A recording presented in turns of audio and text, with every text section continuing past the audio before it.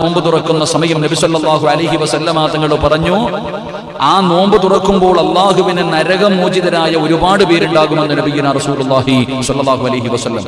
ആ നോമ്പ് മുറിക്കുന്ന സമയം നരകത്തിൽ നിന്ന് കരകയറുന്ന ഒരുപാട് ജനങ്ങളുണ്ടാകും, നരകത്തിൽ നിന്ന് രക്ഷപ്പെടുന്ന ഒരുപാട് ആൾക്കാരുണ്ടാകും. ഓരോ ദിവസവും അല്ലാഹു സുബ്ഹാനഹു വ തആല നരകത്തിൽ നിന്ന് ജനങ്ങളെ രക്ഷപ്പെടുത്തുമെന്ന് നബിയുനാ റസൂലുള്ളാഹി സ്വല്ലല്ലാഹു അലൈഹി വസല്ലം.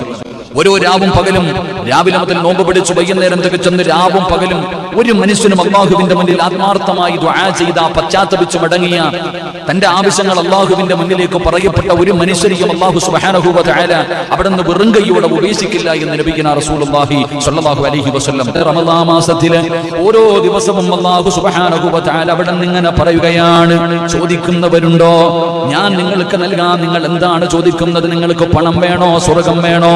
നിങ്ങൾക്ക് എന്താണോ ആവശ്യം നിങ്ങൾ എന്നോട് ചോദിക്കുക, ഞാൻ നിങ്ങൾക്ക് തരാം. അല്ലാഹു ഓരോ ദിവസവും 3 പ്രാവശ്യം അവിടെ നിന്ന് പറയുകയാ.